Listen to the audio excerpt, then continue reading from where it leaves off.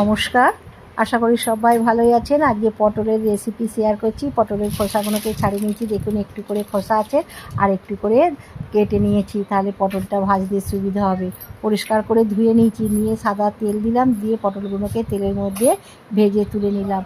কিছুটা আবার তেল দিলাম, গরম মশলা ফোড়ন দিয়ে টমেটো দিলাম, একটু লবণ দিলাম, দিয়ে টমেটোটা কষে নিয়েছি, নরম হয়ে গেছে। এবার ধনে, জিরে, আদা আর কাজু বাদাম, কাঁচা লঙ্কা বাটাটা দিয়ে দিলাম, একটুখানি অল্প করে হলুদ গুঁড়ো দিলাম আর কাশ্মীরি লঙ্কা গুঁড়ো দিচ্ছি, এতে রং হবে, ঝাল হবে না কিন্তু। ভালো করে কষে নিয়েছি। এবার ভাজা পটলগুলোকে দিয়ে দিলাম আর অল্প একটু চিনি দিলাম, 1 চামচ। চিনি দিলে টেস্টটা আরও দ্বিগুণ হয়ে যায়। আর যদি আপনারা চিনিটা পছন্দ করেন তাহলে দেবেন, না পছন্দ করলে না দেবেন। একটুখানি কসৌরি মেথি গুঁড়ো করেছিলাম, দিয়ে দিলাম, দিয়ে কষে নিয়ে আর ছানাটাকে গ্রেট করে রেখেছিলাম দিয়ে দিলাম, জল ঢেলে দিলাম আর একটু ভালো করে ফুটিয়ে নিচ্ছি। এবার গরম মশলা গুঁড়ো আর ঘি দিয়ে নামিয়ে নিচ্ছি।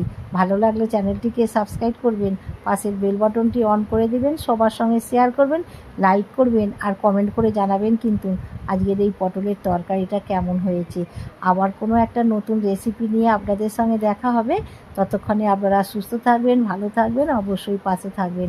নমস্কার।